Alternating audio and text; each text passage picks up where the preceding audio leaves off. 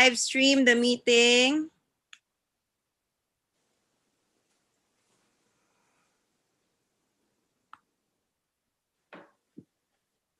Okay, you're live.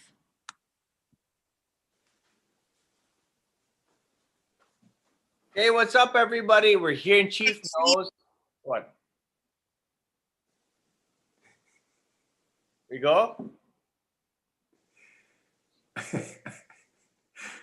Anna, we go?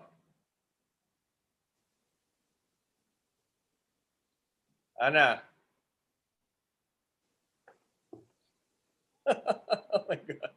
Alvin. Yeah. I need to come back to Philippines, man. Yeah, you have to. You haven't been here for about 6 years, right? 5, 6 years. About 5, 6 years, yes. Yeah.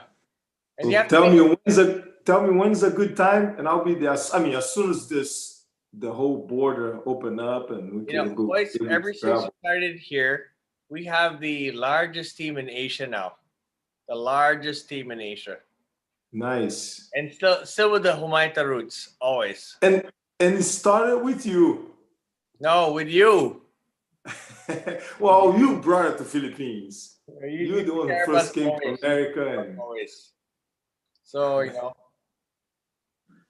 how have you been? I haven't seen you we haven't really connected in the last years. What have you been up to? I see your kids are in MMA now. But that's what friendship is all about. We can stay past a year without talking, and when we talk, it was just like yesterday. Exactly. Real friends. Yes. My oldest son is fighting for Bellator now. He's fighting for Bellator. I remember when I went to your house, we were playing soccer in your house, remember? You were so small. And my son, oh my God, he's fighting MMA. Now he's bigger than me, man. No, he's fucking... And my 18 years old decided to sign up for the army. He wants to become an army ranger. Wow, really? So he first one of my sons to join the service. So by August, September. Is that the first Gracie to ever join the U.S. military service? No. We had a one or two that joined before that, and I think the army, yes, is going to be the first one. But we had the Gracies that joined the Navy, and yep. Okay, and anyway, guys, I'm here with my idol, the man who changed the whole martial arts world, regardless of what anybody says. This is Royce Gracie. He was the first ever Ultimate Fighting Champion. He was a 3-time winner when there's a time where there's no weight classes, no gloves, no rules, hardly any rules. Groin shots were allowed. And, he won this multiple times.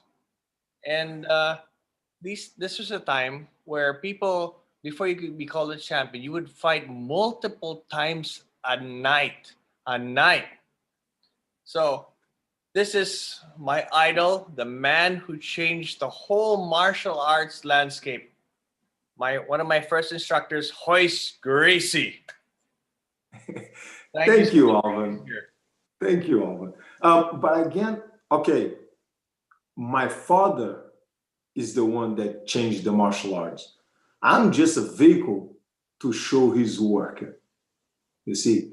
Well, but then people say all the time, well, but I saw you fighting, and that's why I started. That's why I started training jiu-jitsu, because I saw you competing in the UFC and fighting the big guys. And it wasn't exactly because of me, my person.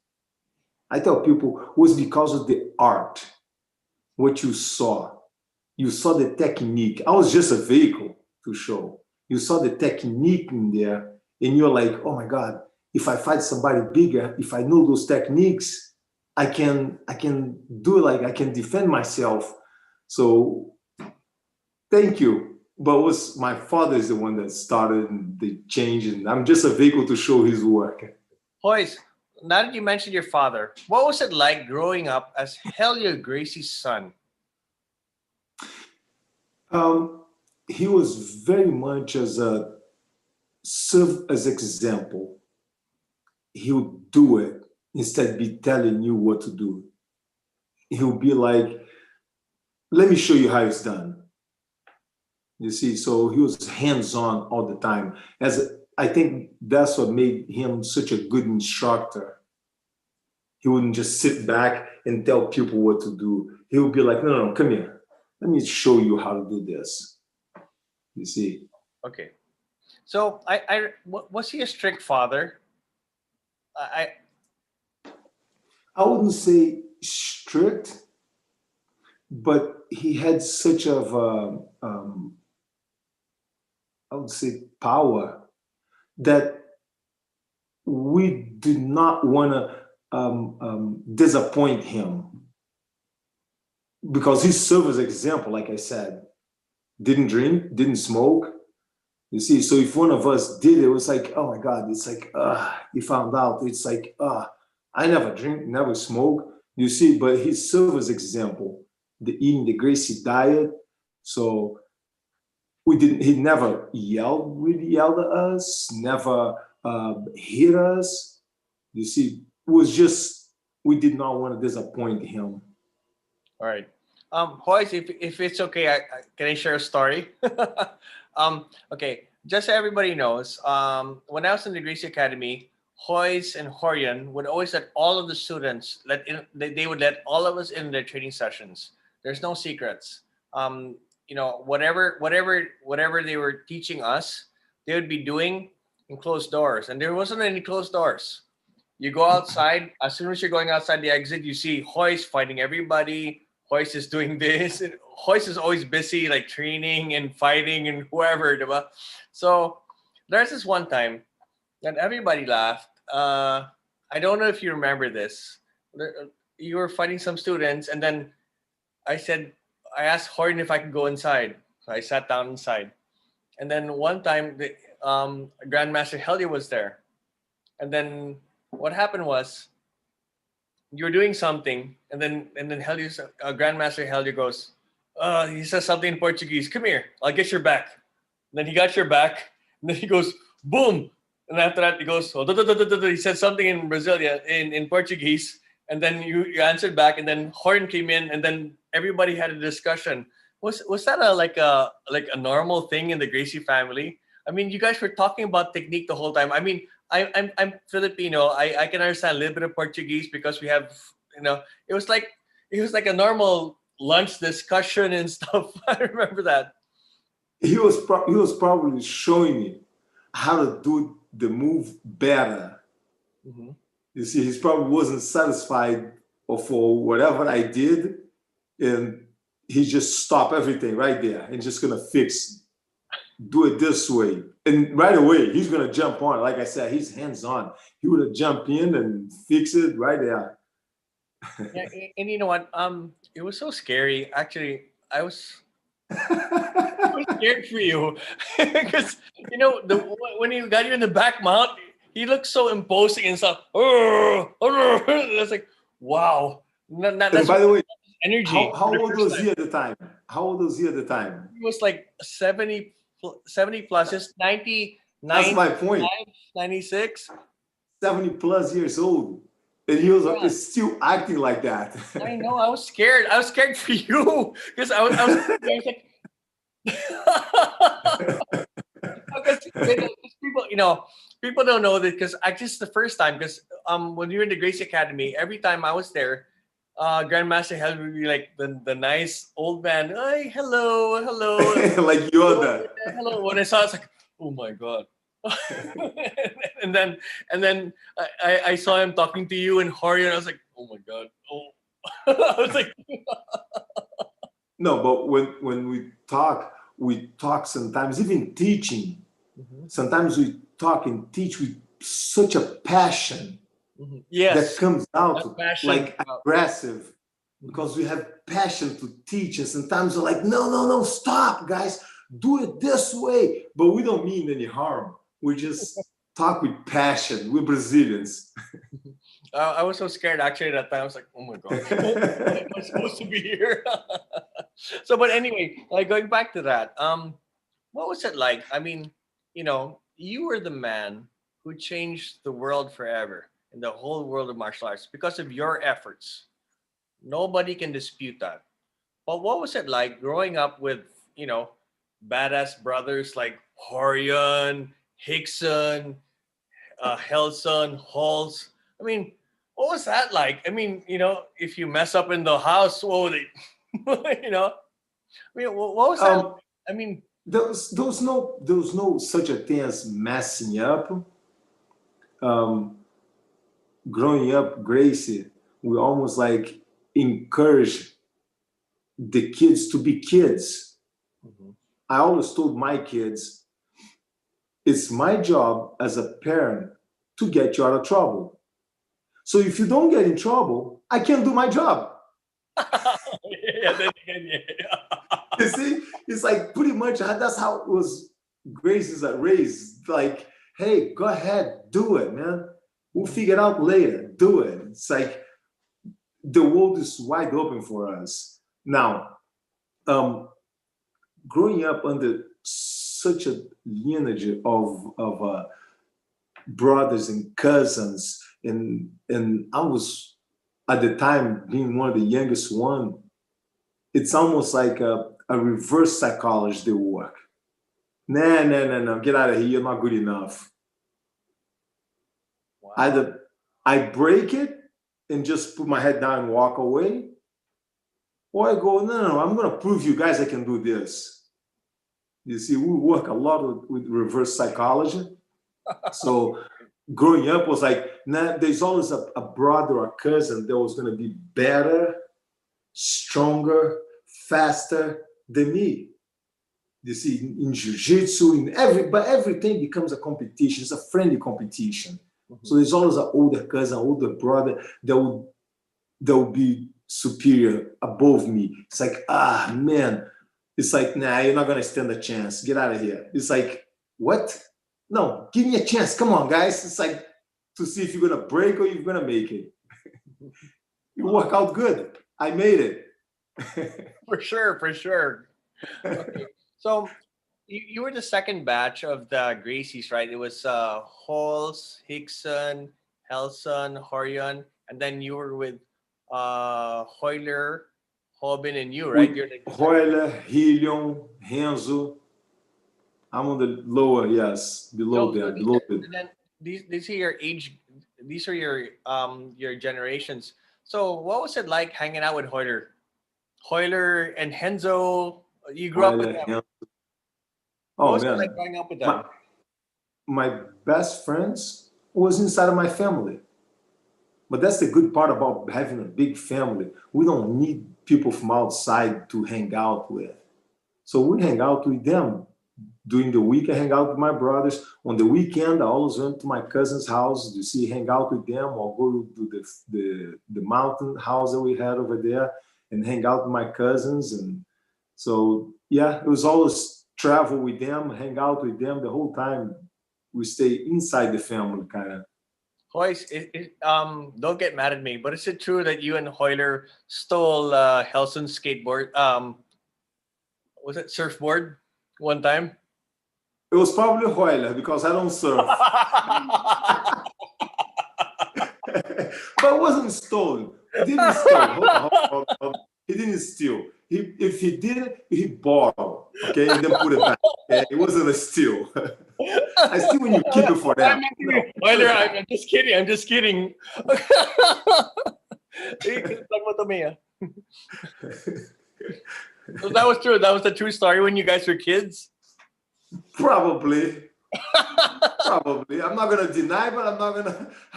I'm gonna play the fifth. Okay. I'm not gonna confirm, but I'm not gonna deny. All right. Okay. I don't So want to get Hoyle in trouble. sorry, Master Hoyler. Anyway, okay. What made you make the decision to go to the U.S. with Horion? I mean, you had a beautiful life in Brazil. Everything was there. You're set and everything, and then you were so young, and you just picked up and left and went to the US with Horion? I didn't decide. Horion decided.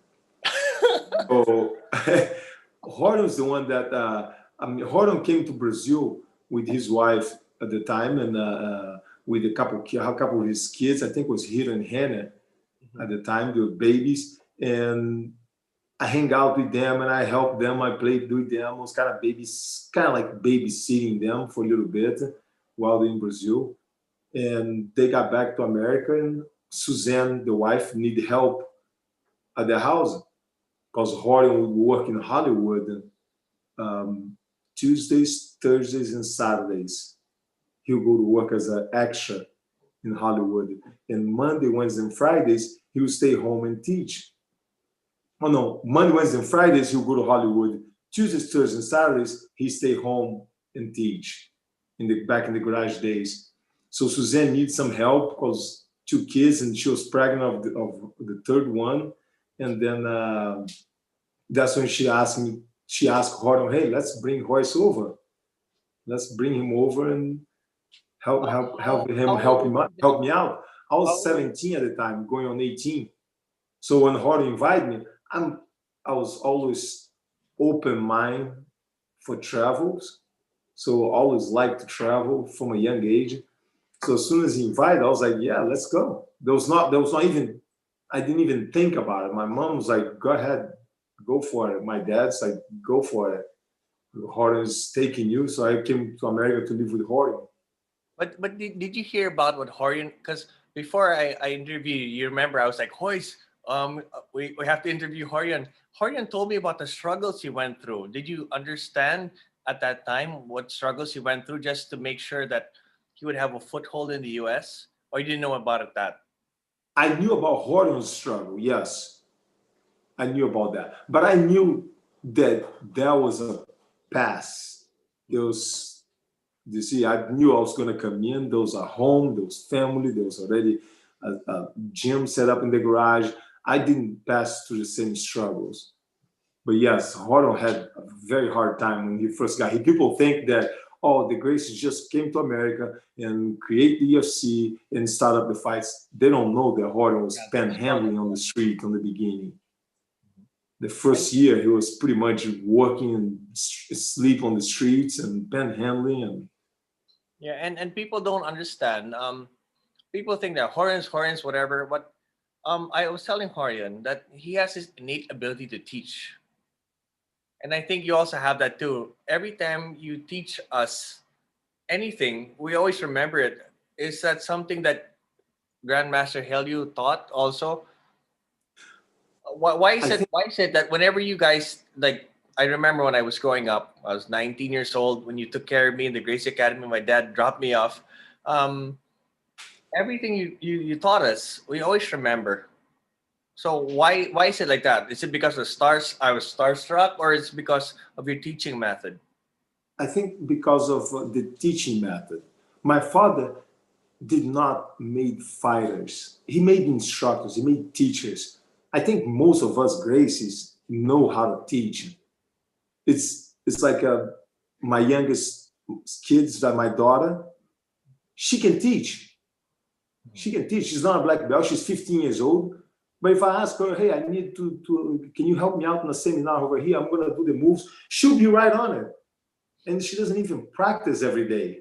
You see, it's just because she's seen me teach so much. Like I saw my brothers, my father, my cousins, you see, teach so much that we learn how to teach by watching, not just because I took a lesson, a book, wrote down, memorized, and now I'm going to teach. No, it's years of watching. I spent years watching Rickson teach, and Carlinhos from Gracie Barra, and my father, and then came to America and Horton and Helso in Brazil. Used to go teach with him, and then Horton, when I moved to America, sat down and watched him teach for hours every day. You see, so it's not like, okay, when you teach, it's not a lesson on teaching us how to teach, but it's the experience of watching during a long time watching, we become good teachers. Gracies are pretty much, most Gracies can teach very well. I can. But he didn't. He didn't. It was not like people think that. Oh my God, some of the, you got bred into the fighting business. No, fighting came after. It was just a fun thing to do, a challenge. You see, but we're teachers by nature. Actually, that's true because I've seen like all of your first batches that were there in the Gracie Academy all became, good teachers like eventually. And Yes. well, we'll talk about what you guys inspired here in our country, but we'll talk about you first. Okay, so when you went to the U.S. After Horion put up the Playboy article and stuff, of course you were there. So of course you had to be the one fighting. How many fights did you have every month, every week? I don't know exactly numbers, but there was a good amount. At least once a week. Yeah, right. Go up and they want to challenge. They'll call in and hey, I'm here. I want to try out. Or even if it wasn't because of the article back in the garage days, it was students that will go that train jiu-jitsu with us back in the garage before the Gracie Academy, and then they train karate. So they go to their karate instructor and tell about us. And the karate instructor said, "Nah, I don't believe." And the student's like, "Oh, let's go over there, let's go." And they bring the instructor over. And let's say the instructor was probably fighting us. Okay, Horion, myself, whatever the student that we put at the time, the student that we put to fight. But we were not fighting him. We were trying to gain a new student. Oh, okay. We were trying to convince. He was fighting us. We were trying to just convince him to, hey, so we gotta win the fight, be nice to him, and say, hey, man, why don't you come back and take classes and convince him to become a new student to us. Which is true. Actually, like Horion's vision actually worked. I remember the first time I went to the Gracie Academy. You were the one who let us in. You don't remember this, but you let me in. Almost my father. Sam Rand was there. What's his name? Sam? Yeah. Yep. Yeah. And then what's his name? John. I forgot the other guy. John Burke. John Burke. Yeah. He was Good memory. John Burke. Yeah. And then there's a Lowell Anderson. Low Anderson. Yeah. So there's these people there, and you guys took, you really took care of us and everything. But everything. I'm just reminiscing with you, but okay. Let's go past that. Sorry, I got ahead of myself. Okay. Let's go back to UFC first. Did you know, out of all of your family members, when Horion was putting this up, did you know that you would be the one chosen? I was hoping to be the chosen one. No, I'm sure you were. I was the chosen one. But did you know that it was going to be you? When Horion started to set it up, I think he talked to my father, and he could have put other brothers or cousins. They're bigger, stronger. They had many more fights than me. They had, you see, so the professional fights and tournament matches more than me. But I think my father and Horion, I think, decided to give a chance to show the average person. I fit the average profile. You see, 175 pounds, 178 pounds at a time. Instead of being somebody 200 pounds. It wouldn't be as impressive beating somebody 220. 178 beating a 220, it looks much more impressive. I think that's what was the goal. And my father was before the fights, he was like, son, do not hurt your opponents. Don't make them bleed. Win with clean technique. Try to subdue them using just the techniques of Gracie. You're so nice in all your fights. you didn't Well, my mother's order was different. My mother, when my father walked away, my mother would step in and would say, son, your father is old. I want to see some blood. I want you to send your opponent to the hospital. I wanted to break their arms. My mother's the mean one. Your father doesn't know what he's saying, what he's doing. I was like, really, Mom? Come on. Well, I remember that in the first UFC, there was no time limit. You could have, you could have easily fallen into the like Grandmaster Helio's 2 hour 30-minute fights. I mean, how do you train for something like that? And most importantly, what is your mindset that you can potentially be fighting for hours? I know, Royce, that you always have the best mindset ever. Every time you go in, you always have this aura. Ever since we were children, like 19 years old, whatever. Like, oh, I'm gonna kick your ass. You're dead. Eventually, you're dead. You had that thing. I mean, how did you? I mean, what's the mindset there? The mindset is I'm not thinking about going home to eat dinner that night. So I'm walking in to stay. I'm not thinking about anything else. I'm not thinking about dinner. I'm not thinking about nothing. So fight a person like that is tough. You see. And then you had to fight monsters. Horian got all these crazy people But that's when trust comes in play. I trust the technique of Gracie Jiu-Jitsu. So I trust my father with this strategy that what he told me to do. You see, go ahead and do this, will work. I trust. So I just do it. I'm like a machine, a soldier. He tell me to do it, I'll do it. I'm not even gonna question. You see. So when you were fighting in UFC 1, was Grandmaster Helio shouting instructions, or was your brothers? Um, I know it's hard to before the fights, normally I'm asleep. The brother had to come over, tickle my face, wake me up. Can you please get up? Whisper to me, we need you to warm up. That's before the fights. The mindset, I'm not thinking about going home that night. So it's a tough one. It's going to be a long night.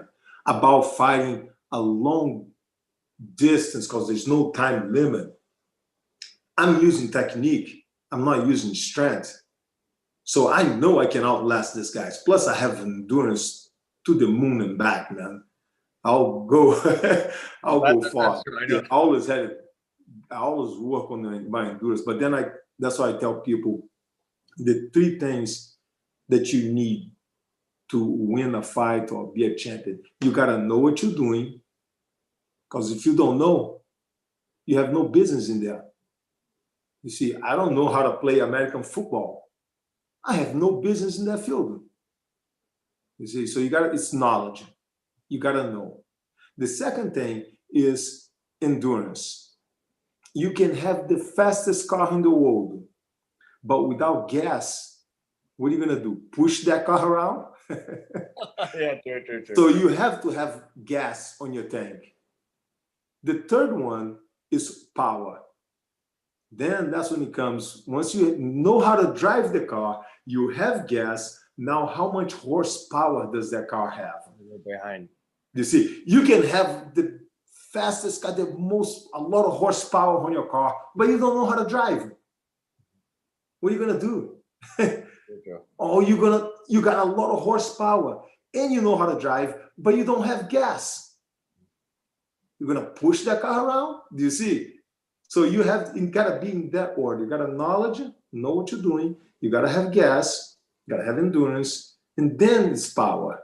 So I never rely on power. I knew I have endurance. So to go a long fight, let's go. No problem. I know he's gonna tire out before me. So that's the mindset, that's the plan, and a lot of trust. As soon as you stepped in, you're like, okay, my family's been doing this for 65 years. You only been doing this for whatever. You are no match. For sure, you had that idea behind your mind.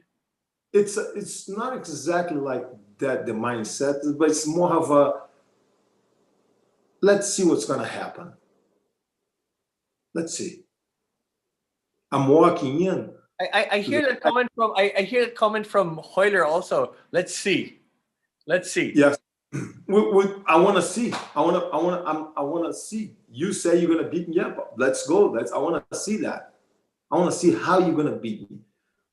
I'm walking into the fight with the mentality of not to lose. I'm not walking into the fight with the mentality to win. Mm-hmm. You see? Okay. I'm smaller. The guys, my opponents are bigger than me, stronger than me. So I want to see how are they gonna beat me. That's true. That's true. Okay. Anyway, let me go back to. Sorry to cut you off, Royce. Can you go back to UFC 1? When you fought there, you tapped out Ken Shamrock, and then he tapped. After then he started fighting back. What was that about? He didn't accept that he tapped. I mean, what was that about? I got him. Ken Shamrock, man, was 220 pounds, built like the god of Zeus. I know. I know. I was like, chisel. It's like, and he was probably the one that was a favor to win everything. Because he done some kickboxing, he done wrestling, and he came from Japan. He used to fight back in Japan, the Pancracia. So Pancracia, shoot fighting, whatever, right? Shoot fighting, yes. So he was probably like the favorite people were thinking, and looked like the gods, man, just ripped chisel. So when I got him in a choke, he tapped. As soon as I let go, he grabbed my leg and tried to continue. I let go the choke and he tried to continue. I put my hand around his neck again and I said, you want to continue? We'll continue. The referee approached. I told the referee, hey, let it go. Step away. Let it go. And then I whispered in his ear, I know you tap. You know you tap. But if you want to go, we'll go. Continue. I whispered. And then I said, go on his ear. Go ahead, go. My hand was already around his neck. I was like, it was just question to squeeze again. I was just there already. Go ahead, go. I whispered in his ear. And then he kind of stopped. He kind of looked. It's like, no, you're right. I tap. He quit. Good for him, because the second time around I was gonna put him to sleep. Yeah. So, don't get mad at me, okay? But the next question. Never. When we were in the Philippines, you remember we had there's an MMA bout here, King of the Rings or Ring of whatever. Yes. And then you brought a team here. Ken Shamrock brought his team here, and then when the weigh-ins, Lily got mad. Lily, the wife of Kleber, remember? Yes. Yeah. And then after all, you guys started fighting and stuff. Was that like? Was that really bad blood or anything? Was that real bad blood or was it with Ken Shamrock? Yeah. Oh yes. Oh, that was real? Oh yeah. Because he never admit that he lost. He keeps saying, oh, I didn't really tell. He making excuses. But Ken Shamrock is normal. Every time he lost, he made excuses. Not just to me, but to anyone that beat him. There's a couple other guys that beat him too, and he always made excuses. You see, so he doesn't admit that he lost.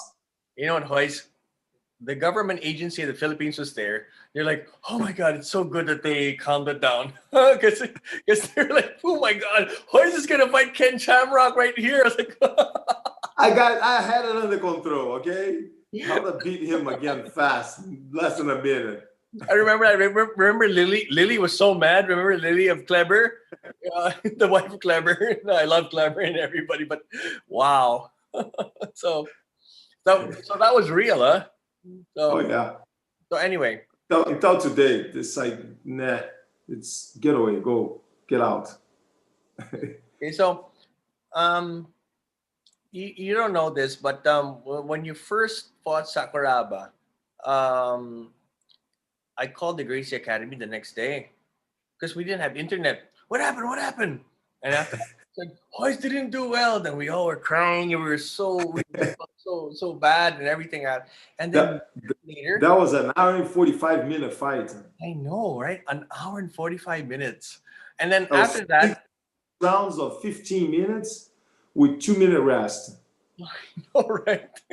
How do you train for that shit? And then after that, when you finally beat him years after, I mean, what did you do different? I mean, how was it?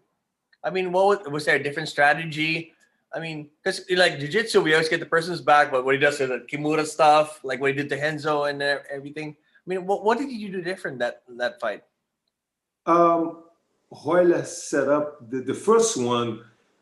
We were fighting, and he finally, on the 6th round, it was unlimited rounds. We could have been fighting until today, man. The crowd, I think, fell asleep, woke up, and we still in the cage fighting, in the ring fighting. It was the most boring fight ever. It's an hour and 45 minutes, man, in the ring. But on the 6th round, he kicked my shin.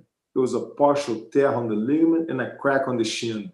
I remember I sat down in the corner. I told my father and Horton, I can get up, but I can't walk. So what should I do? You guys tell me what to do. I can get up, but I can't walk. That's when Horton said, man, let's not confuse being tough with stupidity. You already proved that you're tough by just being here. Continue. If you can't walk, that's stupidity. That's when Horton threw the towel. Years later, we had a rematch. Mm-hmm. And it was a little different strategy that I used. So Royler set up the strategy on that one. With my father, of course, who was there too. So, but Royler was the main coach on that one. It was only 3 rounds of 5 minutes. It was a shorter fight, 15 minutes. That was over here in LA, yes. Because you guys fought in the US, so you had to abide by the CSAC rules, right? Yes. So it was a 15 minutes. I won on decision on that one. That one, I beat him up pretty good. Yeah, so we all saw that. All right. So, okay. So you remember I met your sons? Of course I met your sons. But we had you were gracious enough to bring me to your house, and then they were playing soccer. Remember?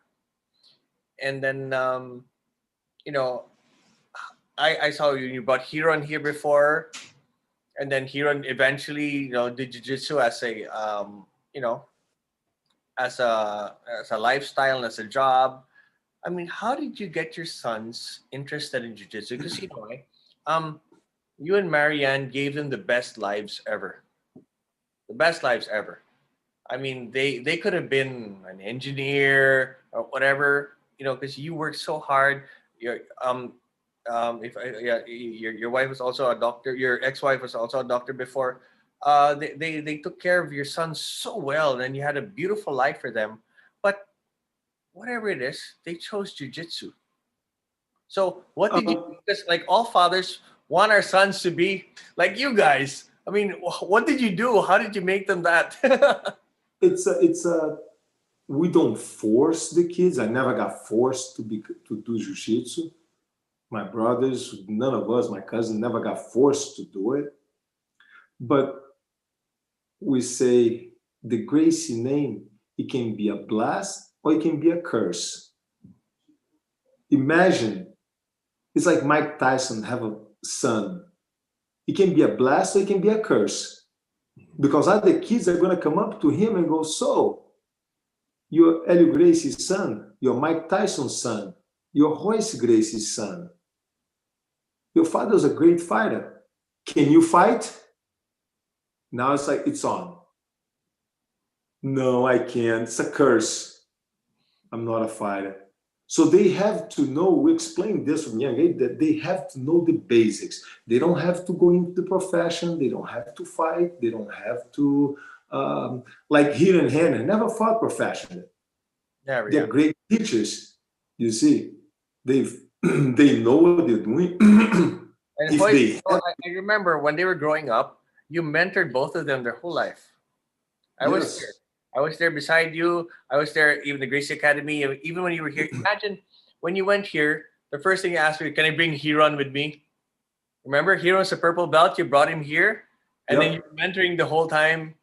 You're mentoring him the whole time. If they have to, they will fight. They won't walk away. But they chose not to fight professionally. You see, so it's okay. We don't force everyone to be a professional fighter. They could have done business. They could have go to medical school, business school, whatever.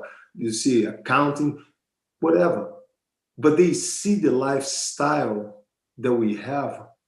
Instead, go work in the office all day long. No, we could teach people about health, about well-being. So they end up like, oh my God, this is so awesome. Like my ex-wife had plans for Connery to be a soccer player. He had scholarship for a couple colleges to go play soccer and go to school. But then he got to the senior year in high school. He's like, you know what? It's not what I want.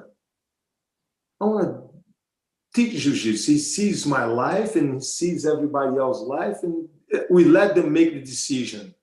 If he decides to go do something else, it's okay, as long as he knows the basics, because he's going to have to defend himself one day. So, but there's many Gracies that choose a different lifestyle and go do something else. It's all good, as long as they know the basics.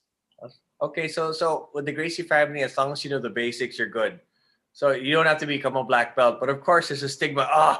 This guy's not a black belt. Or do you guys have that kind of thing? Just imagine, No. I'm Royce. I'm like everybody in your family. Then we have Henzo's family. Can you imagine being a Gracie there without a black belt? I mean, like, is there pressure? It's okay. It happens. It doesn't have to be a black belt, as long as you know how to defend yourself, man. A belt only covers 2 inches of your behind. The rest, you got to back it up with this. As long as you know the basics, you know how to defend yourself. That's true. That's true. A belt doesn't matter the belt, you see, as long as you can kick ass. Okay, so next question. What kind of physical training do you do now? And now that we're both a little bit older. You're old. I'm like, man, I don't get old. You know what? Going back to this, Hoyler told me one time that your Grandmaster Helio was tapping out people until he was 70.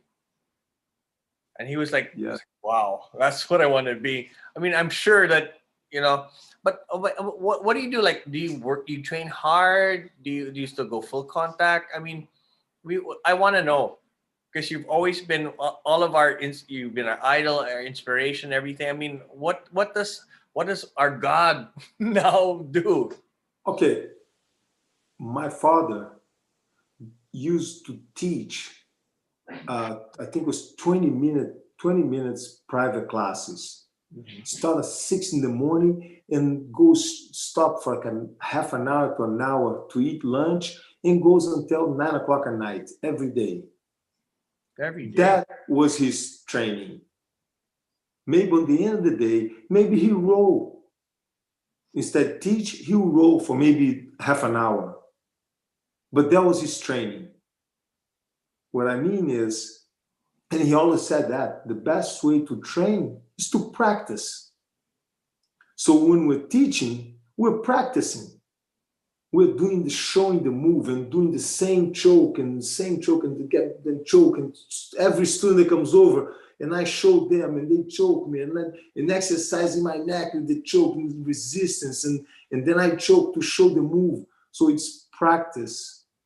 So it doesn't, people think, oh, for you to practice, you have to go over there and hit hard and get in a fight every day. Your body can only take so much of that. Mm-hmm. You break down fast. That's why we last longer, you see, because we practice. It's like, okay, you into guns.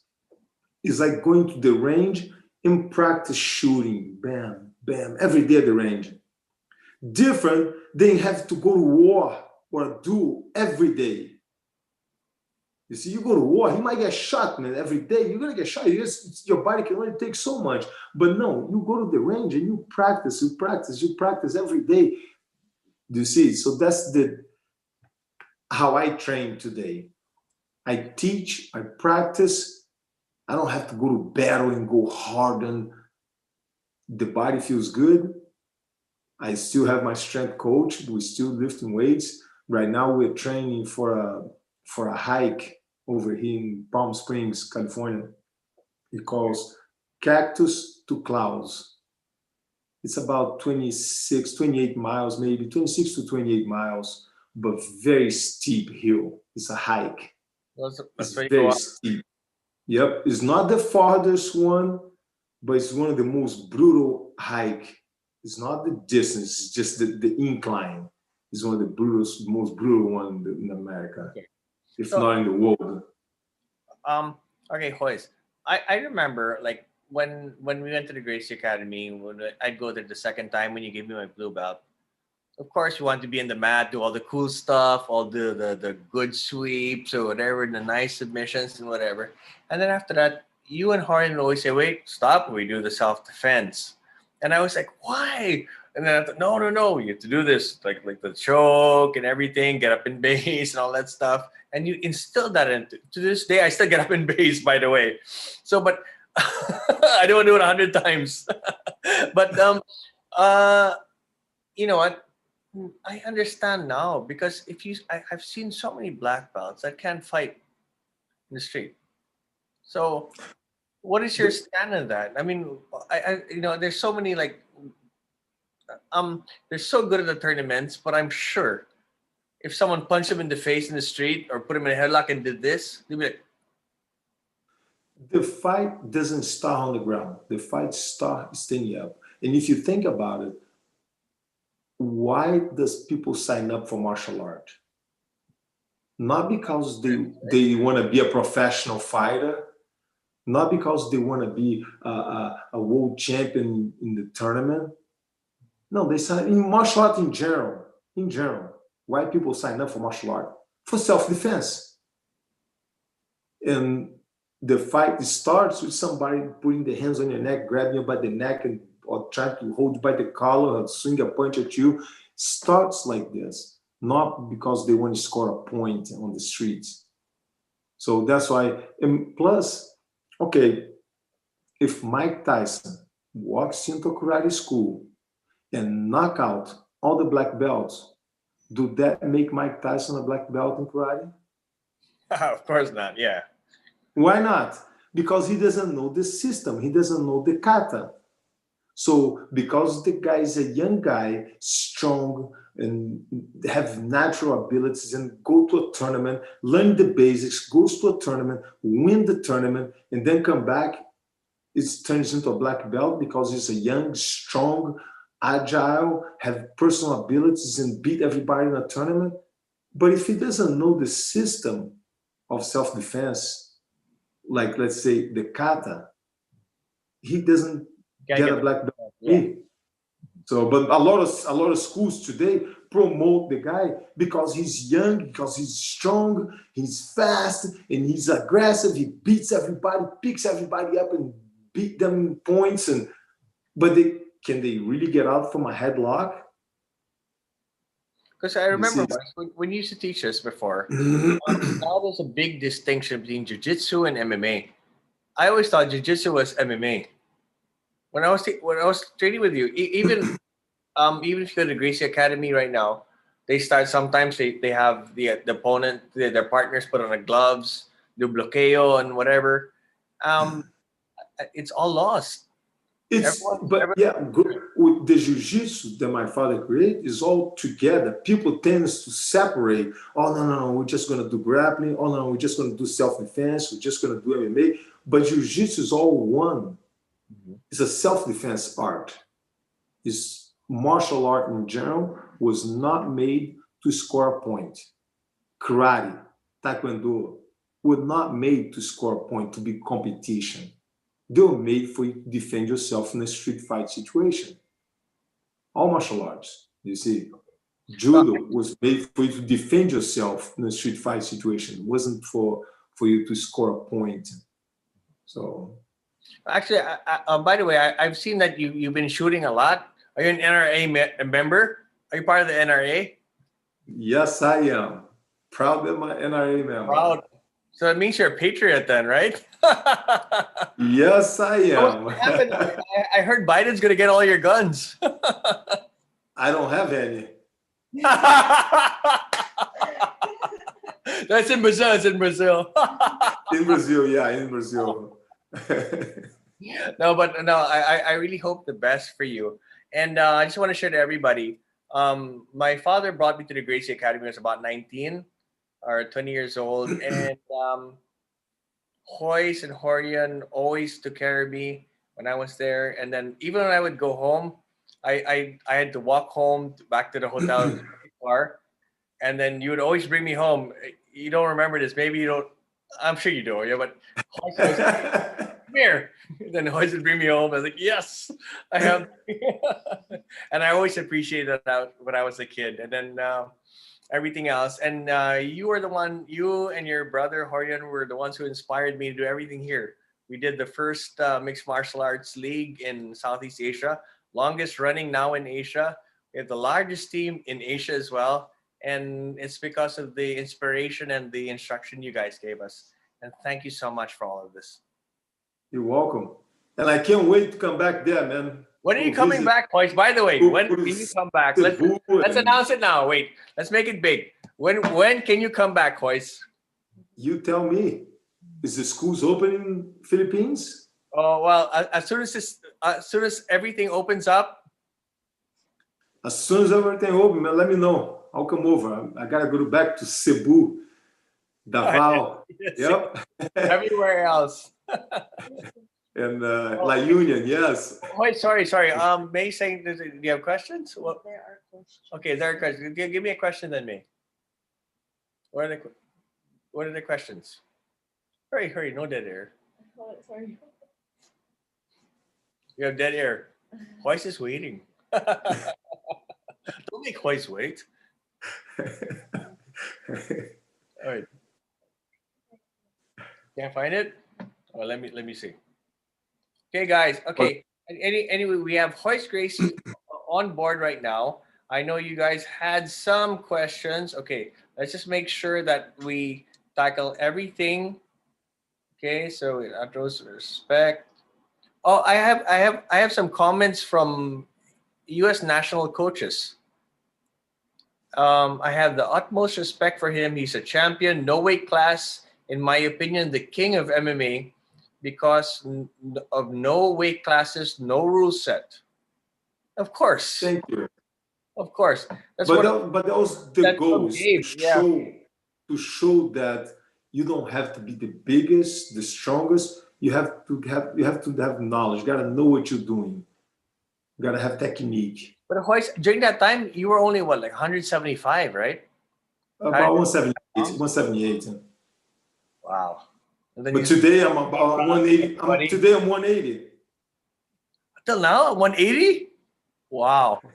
Okay, Royce, are you still on the Gracie diet? Of course. Still. The Gracie diet.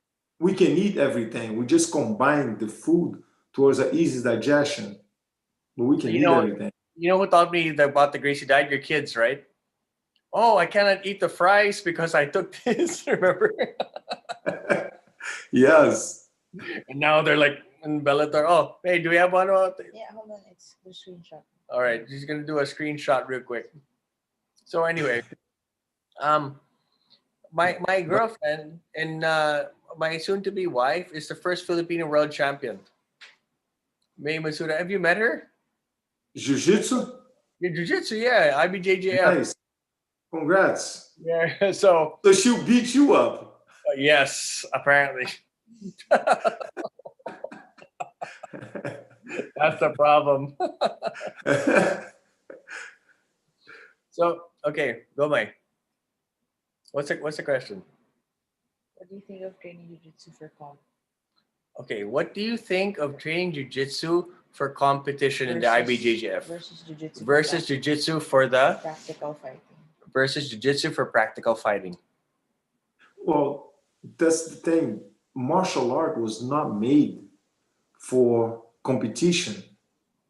You see, people, if you think about it, why did people came over to martial art, to jiu-jitsu? Because they want to learn some kind of self-defense, because they saw something happen to somebody and they put themselves in that position. Oh my God, what if it was me? Or something happened to them, somebody got on their face and talked to them and they, oh my God, I didn't know what to do. You see, oh my God, I need to learn some self-defense, or it was a scary situation. So that's why people learn martial art. Not for tournament, not for point system, not for competition. It's Rodriguez. Okay, what's Fritz's question? What's the question? He just wants to say.